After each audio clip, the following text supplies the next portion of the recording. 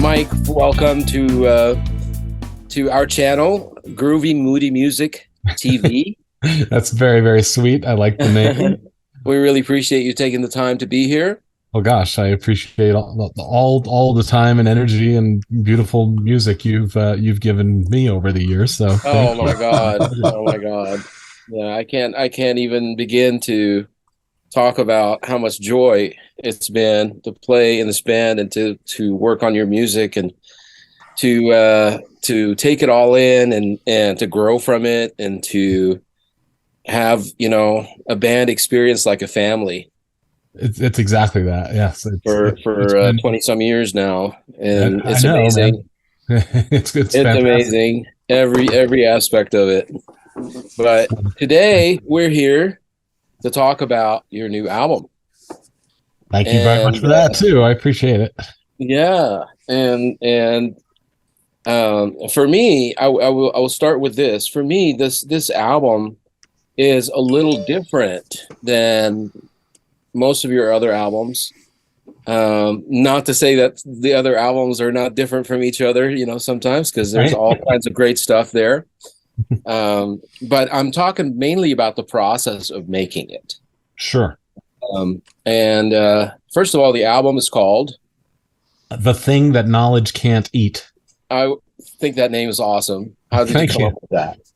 That came from a quote that I saw from a shaman from an African people known as the Dagara, and I'm not sure if that pronunciation is correct, but they don't have a word in their language for the English word supernatural, and the closest thing that they get to that concept is a word which is Yel Bangura. And the closest thing to an English translation for that word is the thing that knowledge can't eat. And basically it's just it's meant to describe energies or just things in life that can't be explained with mere language. And it also acknowledges that things that most people think of as being supernatural or in some way otherworldly are accepted as just being a part of everyday life with these people, and I just thought that was a beautiful concept and worth I had a hard time figuring out what to call this record. And it's gone. I think I counted 9 prospective titles at one point, and I was having a conversation one day with Scott Chatfield, who runs the record label with me, and he's going, well, is there anything in any of the songs that we could that we could look at that hasn't previously been considered? Because for some reason all the titles that I was thinking of just didn't 100% grab either of us, and finally I said, well, there's this word that the background vocals in the last song on the album, which is called the Carousel of Progress. There's one point near the end of the song and the end of the album where the background vocals sing Yel Bangura, and I said that the closest thing to an English translation for that word is the thing that knowledge can't eat, and Scott just went, oh. He instantly lost his mind over that. And he said, that's it. It's been sitting right in front of us this whole time. And so that's, because I had already been working, that song had already been in existence for over 2 years at that point.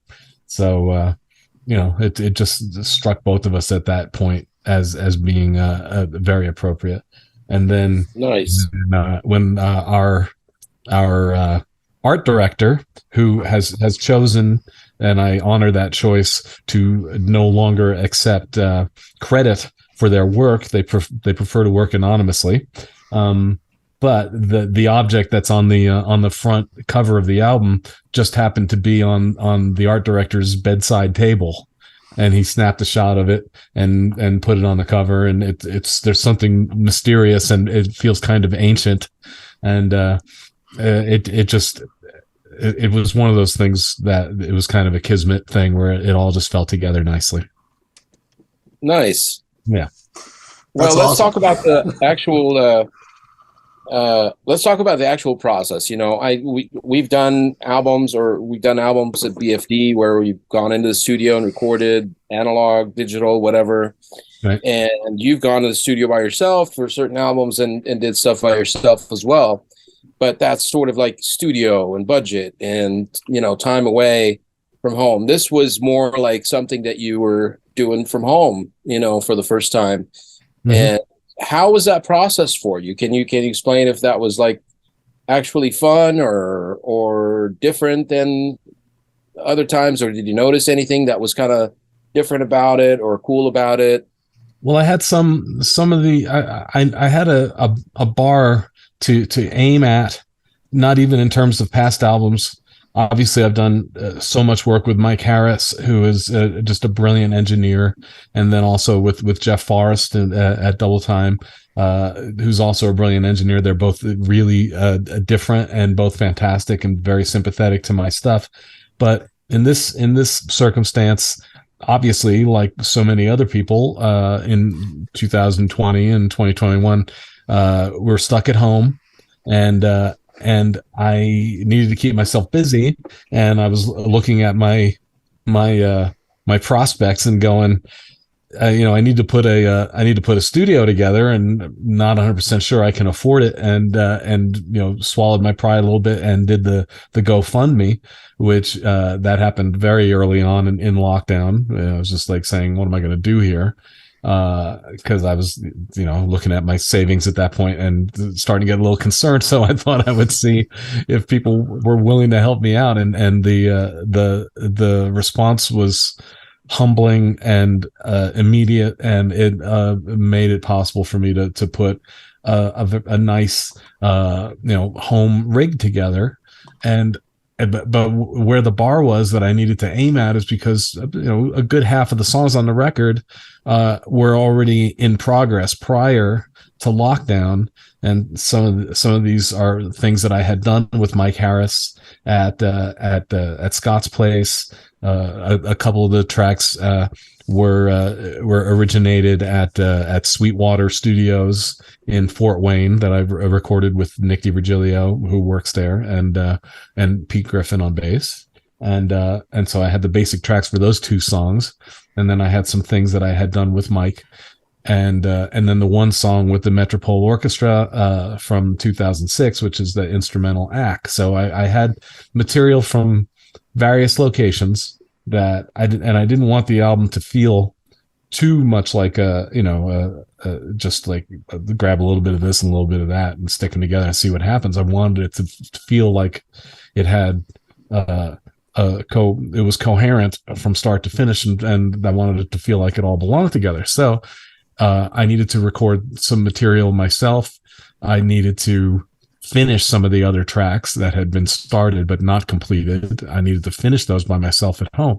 So the bar was high, and I had very, very little experience with engineering myself. So it took a little bit of time before it got what I would call fun.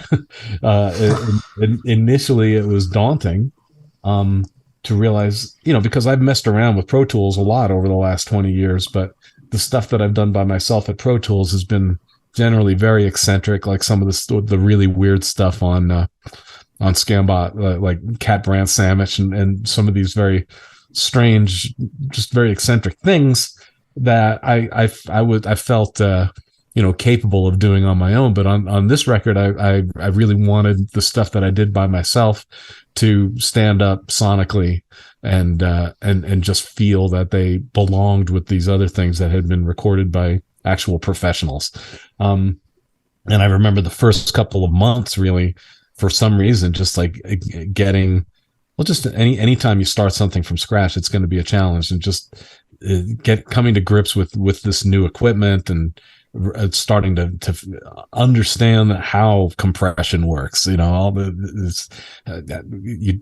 using EQ intelligently, and not like somebody who's just turning knobs on their home stereo and stuff like that. A lot of stuff that I for years had the blessing of being able to just say to Mike Harris or Jeff Forrest, can you make this sound like a tomato? And they would somehow know what I'm talking about and know which knobs to turn to make it work. I'm suddenly the one who has to make it sound like a tomato. So it was big learning curve. And the guy who really just gave so much of himself and his time and his energy to like get me over that hump was Andy Partridge, who has been recording himself at home and in his shed in his backyard in Swindon for several decades now, and he said, I've been doing home engineering for a long time now, and I think I've got a pretty good grip on things. And we had these long 2-hour Zoom calls where he would just like go over things with me endlessly, and I was sending him tracks in progress and he was giving me feedback. So Andy was incredibly helpful in this process. I was reading through some of the stuff that you wrote, the liner notes here, and I really dig the one for the one where you're talking about Lana or Prana, the meditating shrimp. Yeah, it was originally the name of that song was Prana, and I just thought because I was intrigued by the using that as the name for a shrimp, and also the similarity to the word prana, Prana, and then I decided, maybe that's a little dismissive, and I thought we'll just rename her. No, I thought it was great because isn't prana is the it's the word for it's a Hindu word for breath, right, or something, or meditation. I think that's true. Yeah. And I didn't want to trivialize that. Right. So, but the word prawn is used in the song, and there's a lot of rhyming is always fun. Oh yeah, no question about it. Absolutely, you bet. Yeah, I just like having fun with words. I for some reason I always just felt a little hesitant about calling that song Prana, and one day I decided, I wonder how I feel about changing her name to Lana, and for some reason that felt good to me. What was it like for you when you first began to understand the language of music? Did that and or other events produce an aha moment that clearly defined the path your musical journey would take? I think the aha moment, strangely enough, was just laying eyes on a keyboard for the first time, which was the little Magnus chord button organ that I received for my 7th birthday. And up until that moment, I knew I enjoyed music, and I had a lot of. I was already a Beatle fan at that point, and I thought that there was a kind of magic to music, and that it was an almost untouchable process that I couldn't participate in. But when I saw that keyboard, instantly I felt blessed that, oh my gosh, you mean just like even like a little kid like me has the possibility, the option of making music. And then as I approached it, almost like like an ape nearing the monolith, I remember just like getting closer to the organ and thinking, this actually makes sense to me. I feel like I belong here. And then when I started playing music on the keyboard, I realized, oh, okay, you go up, the notes go up, you go down, the notes go down. I understood chromaticism. I could see, the difference between the white keys and the black keys, all the, just the proximity of the notes to each other made sense to me. And I was able to start playing melodies, like recognizable melodies on it right away. I think I had this kind of instinctive awareness of how far you had to go. I didn't know the theory of it. I didn't know this is a 4th and this is a 5th, but I quickly began to feel how far you had to travel in order to accomplish a specific melodic gesture. And at that point, you just couldn't separate me from it. So I feel like the aha moment, the thing of I understand this and I belong here, was almost instantaneous from the moment of me receiving my first musical instrument. And at that point, there was like nothing else that I wanted to do practically. That's an interesting, that's fantastic. So keyboards was your first approach, was your first instrument officially? Yeah, I got a keyboard that organ for my seventh birthday, and it was 4 years later to the day that I got my first guitar. So I had 4 years of messing around with the organ before I ever got a guitar in my hand. That's crazy. That's so cool. And at that point, I thought of the guitar as being, but prior to getting the organ, I kind of just thought of music as being this magical thing that I almost wasn't allowed to touch. And then once I had the organ, and I realized, okay, I can touch music, but guitar, that's something else. I couldn't imagine being able to play a guitar. I remember I used to go to my cousin's house in Westbury. They had my cousins, the Buonos. They were the kids of my Aunt Lucy and Uncle Joe, and there was a guitar there that I'm pretty sure was my Uncle Joe's guitar, even though I never heard him play it. Right. And I remember trying to just like press the string down on the fretboard enough to produce a tone, and not being able to do it, but just being able to kind of get, again, it's the monolith effect of just like being near that guitar felt like you were in the presence of magic. So we were talking about the process of the record, and that you got tracks that were sort of started somewhere else, so you didn't have to do it all from scratch, basically. Right, but it was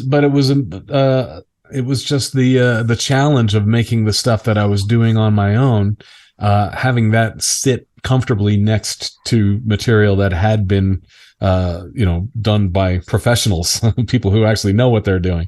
So where I started in terms of on my own was the song Celery. I had the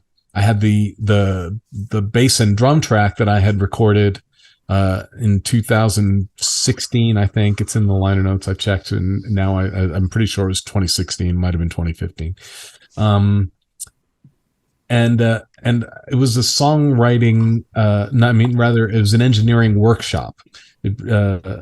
Nick, who works full-time at Sweetwater, sort of represents the company, doing drum demos for them on YouTube and stuff. He invited me to write 2 songs and come to Sweetwater and record them in their very nice recording studio, while a group of engineering students watches us working, and they're in the control room with the engineer, and the engineer is explaining to all these students what he's doing while he's capturing us playing. And we did multiple takes, and eventually got really nice usable takes of the songs Celery and Spigot. And then they gave me a thumb drive, which I then misplaced. They didn't give me a thumb drive. What happened was I remember saying to the engineer, please, because they were saying, they paid us for our time to go and participate in this workshop, and they also said, and you can also use whatever you record here. But they didn't give me any drive with the material on there, and I was in fairly constant contact with the engineer there, asking for the data, asking for the session information, and it just never showed up. So I feel like it was several years that went by, and I think I was out doing some shows with Doug Lunn and Greg Bendian, and Nick came to the show with the Holy Grail. He gave me a little thumb drive containing the session information. So by this point, I'd completely forgotten how the 2 songs went, because I recorded them very quickly. I mean, I wrote them like on my way out the door to the airport to fly to Fort Wayne and record them. And then, we got the basic tracks down, and then I think I was actually in the middle of working on Scambot 2 at that point. So it would have been 2015. So, once we had those tracks done, I just kind of, all right, well, I'll go back to working on Scambot 2, and maybe I'll check these songs out later. And then years went by, and I did hook up with Nick. He gave me a thumb drive. I still didn't listen. and I had just forgotten how the songs went. And then when at the time that I was working with Mike Harris on some of the stuff that is on the new record, like Big Hit Song and Mercury in Second Grade and Logos, those three songs were recorded at Scott's house with Mike Harris engineering. And we had so much fun making those songs that I was thinking, I wonder what those other two songs were. And I just went digging through boxes and drawers and stuff, looking for the little thumb drive that Nick had given me, because again, a couple years had gone by, and finally I found it, and I put it up on the laptop, and I listened to the raw basic session data for Celery and Spigot, and I said, "Hey, these are good. These are good songs." So fast forward a little bit to lockdown, and I am home looking for something to do, and I realized, I've got those songs that I haven't finished yet. With Celery, the only thing on Celery that I was really happy with were the bass and drum tracks. So I didn't use any of my scratch guitars that I recorded at Sweetwater because they weren't in tune. So I had Mike Harris send me the work that he had done on the bass and drums. And then I started re-recording all my guitars from scratch at home. And then I asked Steve Vai to play on it. And he responded very, very quickly with these beautiful solos that are on the final record.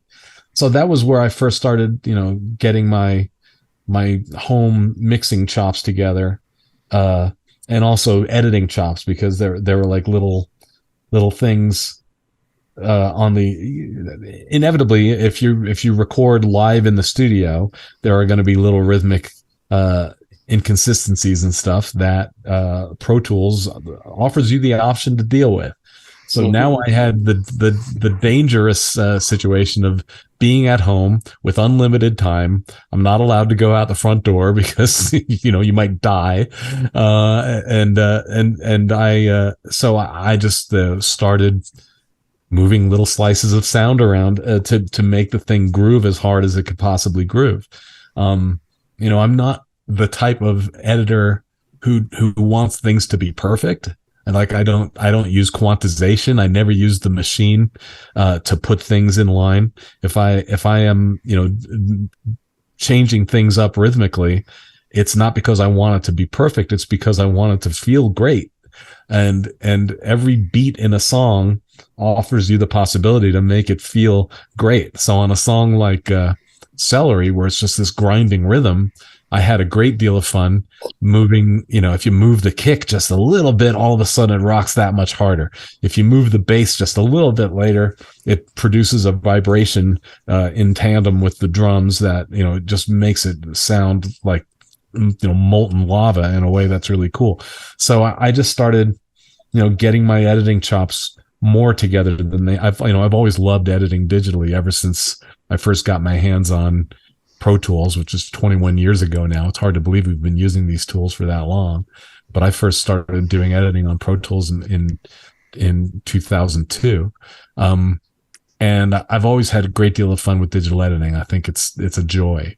But now I got more serious about, how do we really make things feel fantastic, as opposed to just using it like some crazy toy.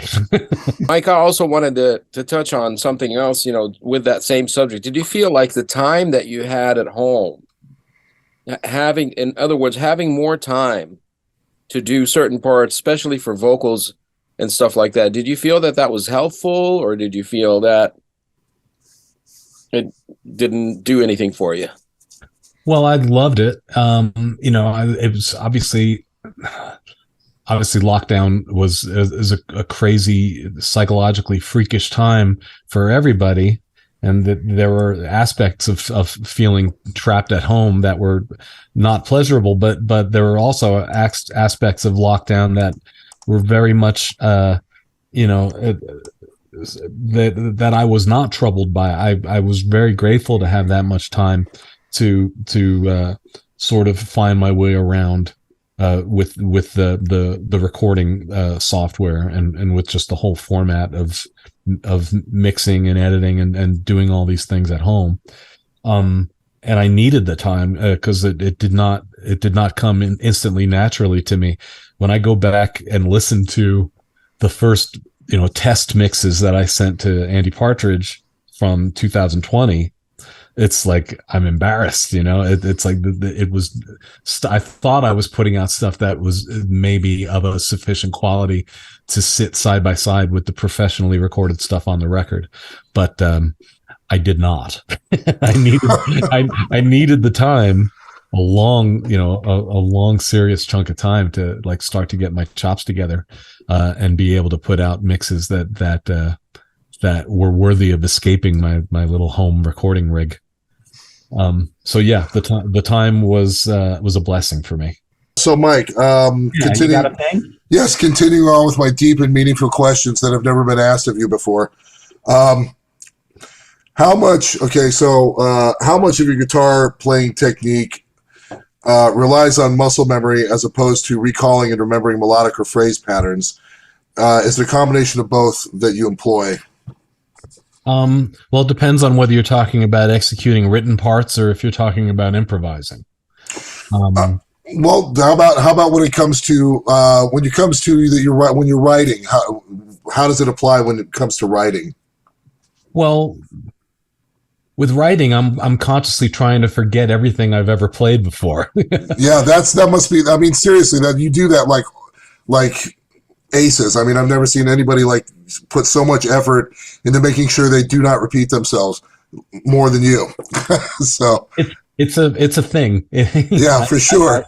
I have this restless nature where I get like upset with myself if I hear myself if I make up a song that sounds too much like something, and I acknowledge that I do have certain stylistic things, and sometimes I will intentionally go back to something like 30 years ago nearly. I wrote this song called Cause of Breakfast, which it kind of sits at the top of the stack in terms of a certain type of rock song that I've done, and I haven't really done many other songs like that. So on occasion I may think a little consciously, all right, well, maybe with this song I want to write a song just because I feel like I'll lack in my song catalog of things that I can turn to that do what that song does. So on the new record there's a song called Lana, which we briefly discussed, the one about the shrimp. Yep. That it was based on that Framus that's hanging up on the wall there that Devin Townsend gave me, that's in an open C tuning, and I was recording something for Bear McCreary, and I all of a sudden that the main riff of Lana came out, so I put aside that session, opened a new session, and started recording a bunch of kind of improvised licks based on this concept. And then I got rid of all the crap and edited together all the good parts and made a song out of it. But it kind of, as I'm hearing this song, I'm come out of my fingers, I'm thinking, well, this is a riff. Maybe it has something a little bit in common with Cause of Breakfast, because that's also in C, or it actually is somewhat similar to the song Louie from the Dog album. These are sort of the heavier side of my catalog. I can feel peaceful, with something that maybe feels a little bit similar to that, just because I don't necessarily have that many songs that are that heavy in the catalog. However, by the time I get done with all the stuff that I do to it, it doesn't sound anything like those songs. It turns into this completely bizarre thing that doesn't sound like anything else. So yeah. Some of these songs at their core, the flashpoint that made the song happen, may share some DNA with some of my other songs. But by the time I'm done, with the with all the mutations, it has turned into something else. And I would say there's nothing else in the catalog that sounds like Lana, really. There's nothing else in the catalog that sounds like Louie, really. And whether I like it or not, there's nothing else in the catalog that sounds like Cause of Breakfast. It's just that it's that song.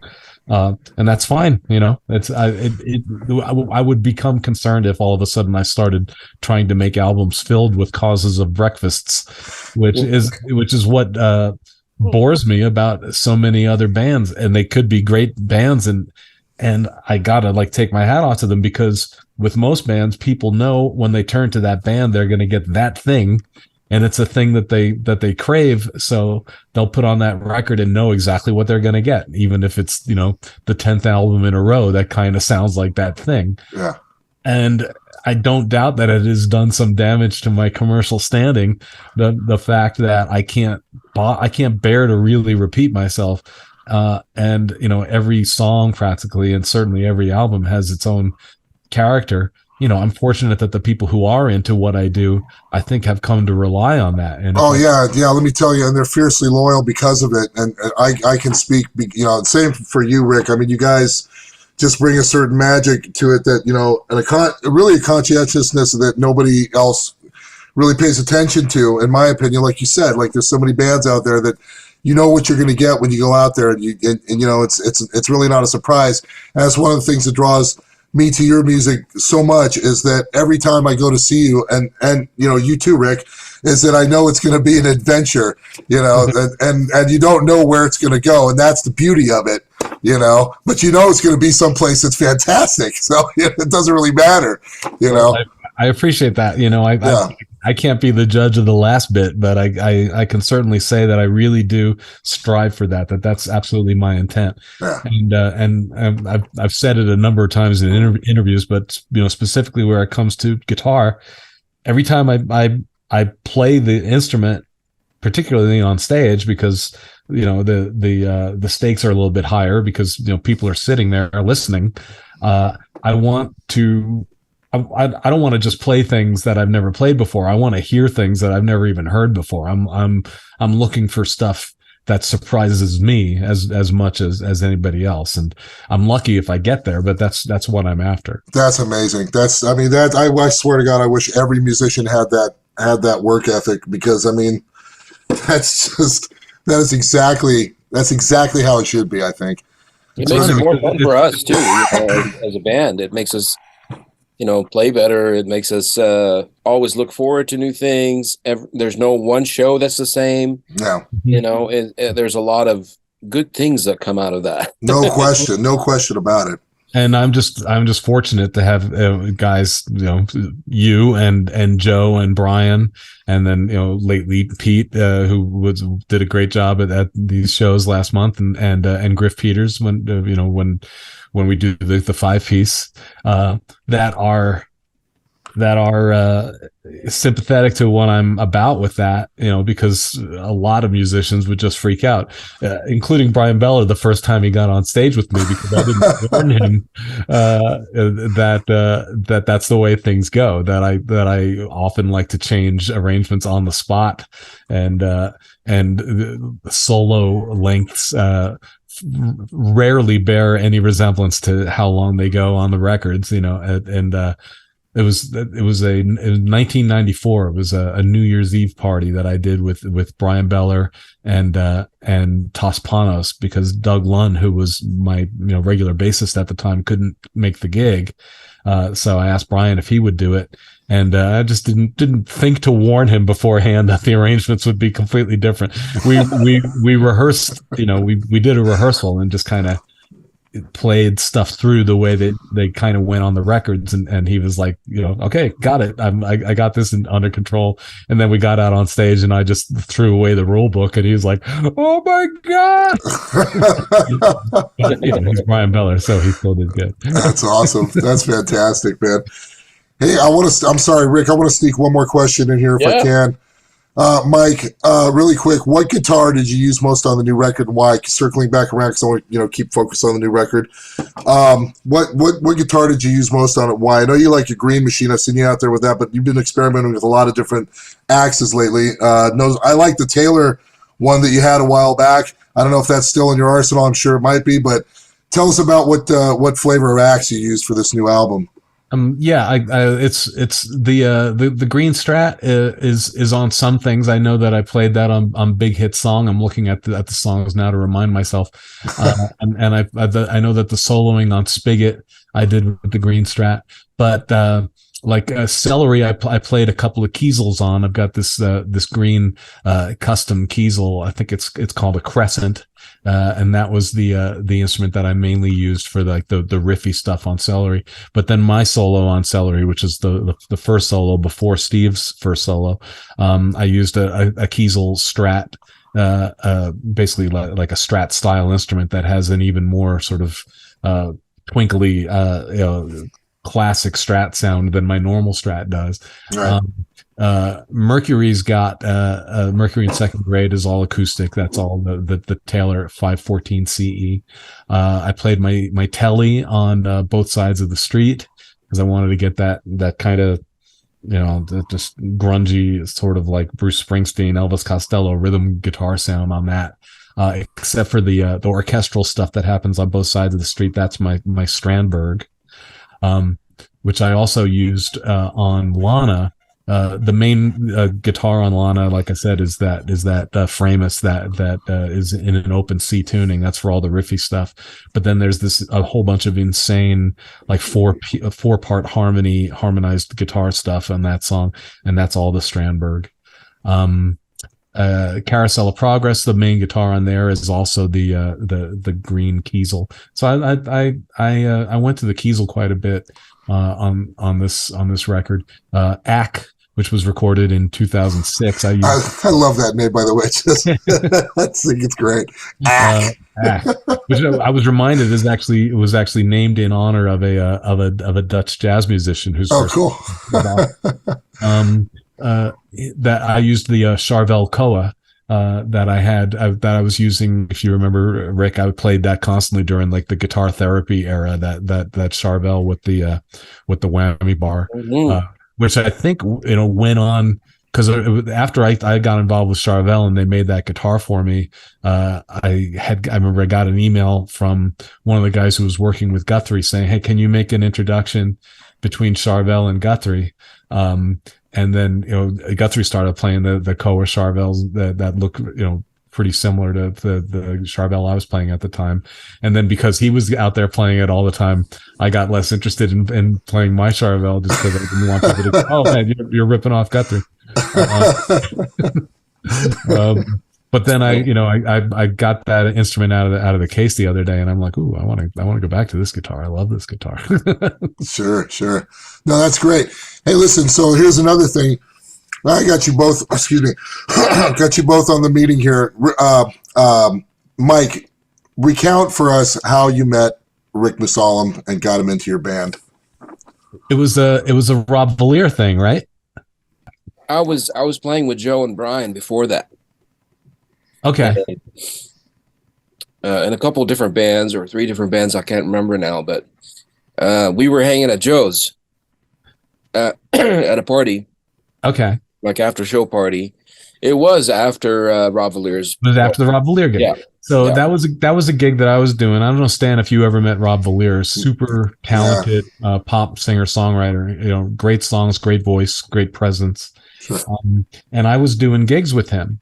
I think because Joe and Brian were pals with Rob, and they probably got me on the gig.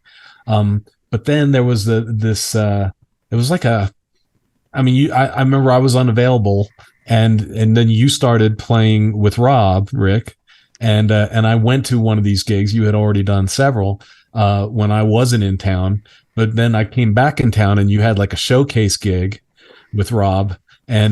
And you were doing the gig because you were in the groove of playing his stuff at that point, and I hadn't played it in a while. But I went to the gig because I wanted to hang out, but I also wanted to hear you playing that stuff.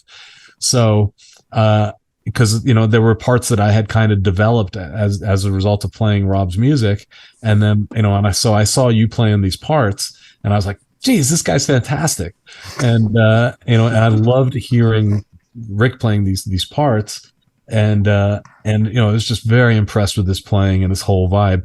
And the funniest thing about that is that at the time I remember being kind of almost intimidated by your presence. You came off to me as kind of like as kind of rough business. You look like you kind of look like somebody that wasn't going to take any shit. That's awesome. So I remember being almost timid about approaching you afterward. And of course, I didn't realize. We now know that Rick is the sweetest, person on the planet. Rick the hitman. At the time, I thought he was going to like hit me with a chain or something. Oh, that's awesome. I was the guy who was intimidated. That's funny. Great, man. That's too funny. It's pretty, knowing what we know now is very funny. But yeah, for sure. Yeah, no, I'm sure we hung out that night and just had a good time. And then as time went on, we talked that night about it. Actually, we talked about like playing together that night. Actually, I approached you and I said, hey, if you ever need a guitar player in your band to play, rhythm parts or whatever, I'd love to play with you. I'm glad you did. And I'll second that for sure. And you said, if you could learn my music, you could be in my band. I was not a hard sell. But I think we got together like after that period, shortly after that, and played through maybe 2 or 3 songs, and like you were like, okay, you could be in my band. I definitely remember, going and hanging out with you, and you would record me playing the parts and stuff, and I was like, it was so much fun for me because wow, there's somebody who actually wants to play this stuff. Holy crap! And so I would like invent parts on the spot that you were recording. I was like, well, I'm so used to this just being one guitar in here. What can we think of for you to do?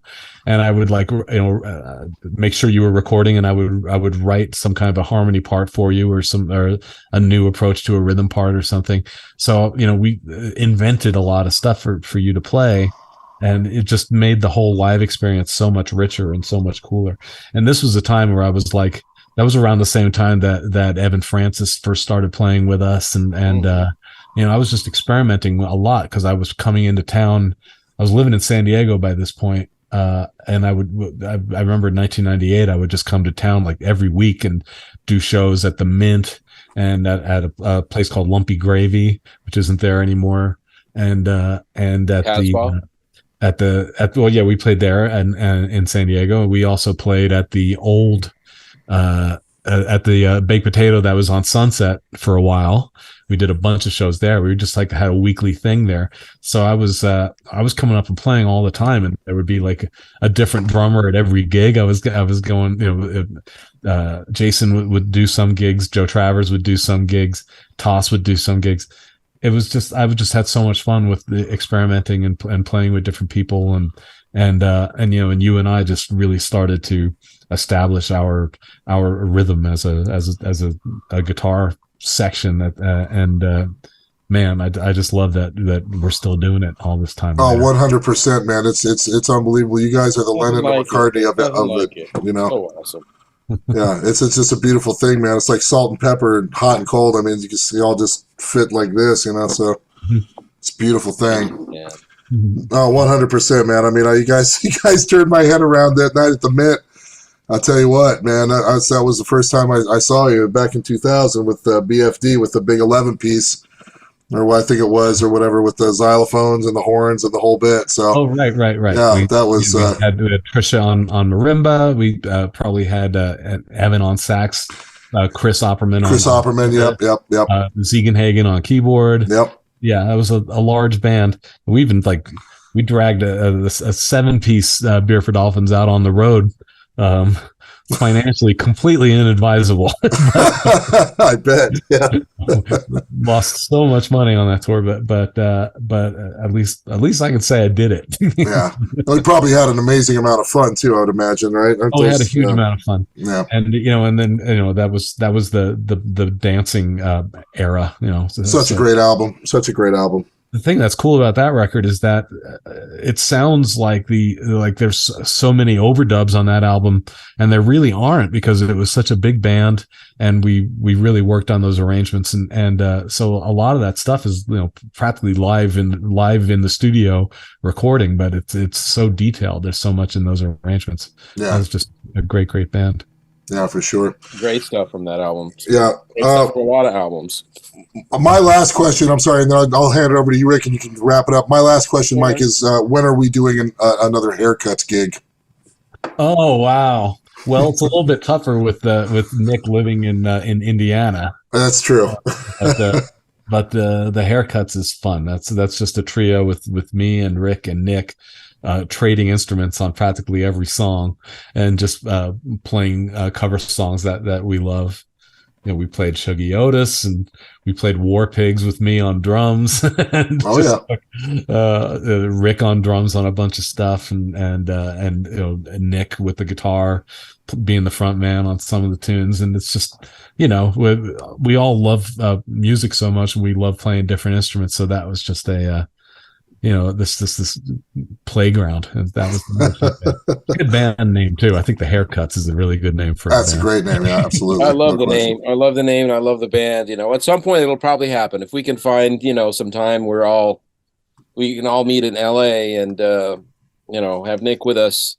I think we could pull something off for a night or two here and there sometime. That'd be awesome, man. It's been a long time since the last Haircuts gig. I think you're right. It's time for a reunion. No doubt about it. No doubt about it. So I have two more questions. They're kind of little questions. One is on Spigot, the guitar sound for the solo. Do you remember what you used on there? Is it like flanger or? Yeah, I mean, I don't know exactly, because that was one of the ones that I recorded I recorded the actual solo at Sweetwater. Okay. But then I didn't do any of the effects on it there. I took those sessions, and that was when I found that thumb drive with the session stuff. That was one that I actually worked on quite a bit with Mike Harris. I recorded the vocal at Chatfield Manor with Mike Engineering, but we kept all the original guitar tracks from Sweetwater, unlike Celery, which was tracked in the same studio at Sweetwater, but I redid all my guitars. With Spigot, I actually kept my original guitars, but I had Mike Harris do some really crazy effect stuff in Pro Tools at Scott's place, but I don't know which plugins he used. Okay. I said I was going for that kind of flangy, doubly sound that's similar to some of the guitar sounds on "Shut Up and Play Your Guitar" by Frank Zappa, just like really slurpy. And so I asked Mike to come up with some sounds, but I couldn't tell you which plugins he chose. Okay, it sounds like a flange of some sort. Yeah, and then I took his stereo mix, put it into a new session at home during lockdown, and I recorded some extra keyboard stuff and the background vocals, and even a new lead vocal during the solo, because I had found in the original Sweetwater thing, I did a vocal there, and it wasn't a very good vocal, so I redid the vocal at Scott's place. But then I found the original lyrics that had a whole verse that I had forgot to sing, and I've said, I want to sing this. Where should I put it? And I actually put it in the middle of the solo section, where it goes, "You got so much soul, so draw the pirate. You should be glad to be all you could love." All that wasn't a part of the song originally. That was all just like soloing. And then I thought, I'll just sing over the solo. So that last verse I actually did at home by myself during lockdown, and it's one of the more effective parts of the song, actually, that while the jamming is still kind of going on in the background, there's one more vocal bit. It's an unusual sort of arrangement thing that was just my response to a kind of emergency situation, because I found the missing verse and I had to stick it somewhere. It sounded awesome. Yeah, for sure. Okay, so one more question is about the album itself physically. Like, okay, so I have the link that we're gonna list under the video for the Keneally store, right? The link where it's available. Mhm. Is it gonna be available on like iTunes, Spotify, all those Yeah. kind of things at the same time the release date happens, or? Yeah, exactly. I mean, that's Scott's territory, but so I assume all that stuff is underway to because it's today, it's February 8th as we're speaking, and the wide release date is February 24th. That's the day that it should be available on all streaming services. It should be available to order through all your standard online retailers. But it's been, available since early January is when we started taking pre-orders at the Keneally store, and then Scott started shipping them out like several weeks ago. So people who pre-ordered, even though the official release date isn't for more than 2 weeks from now, there are people who have already had their CD for a couple of weeks now. So it's. And it'll also be available on Bandcamp. It'll be available in all these places. But we started by just making it exclusively available at the Keneally store. But very soon it'll be available wherever fine albums are sold. Okay. Well, great. Stan, do you have any other things you want to? I just wanted to ask you one more thing, Mike. I'm sorry. How's life on the ranch? It's really beautiful here. Yesterday we saw 40 elk in the field behind the place where we're living. It's just it's breathtaking, the scenery here. I love the weather. It's like I was born on Long Island, so I have a healthy affection for snowy weather, which I have not been able to enjoy for 52 years of living in Southern California. So now I'm back in the snow, and I think it's great. And it's funny because a lot of people, when they hear Arizona, they just think Phoenix. And I cannot hang with the climate in Phoenix. I could never live in like 110-degree heat. Oh yeah, during the summertime. Yeah, but during the summer, in the last year, when it would be literally 108, 110 degrees in Phoenix, we'd be like, pushing 80, 85, maybe. I think we got up to 90 once. Yeah, you guys are up around 8,000 foot, right? Or something like Not that. quite. Up in the More like 6,000. 6,000, yeah. But high enough to stay out of the hell mouth. Yeah. For sure. Well, that's great, man. Glad to hear it. Yeah, it's beautiful here. Awesome. I'm sure that's inspiring for your music too, right? I mean, not that I've had time to write very much new music. I'm like right now I'm just banging away at these Devin Townsend songs that I have to learn for the tour that we're doing this month.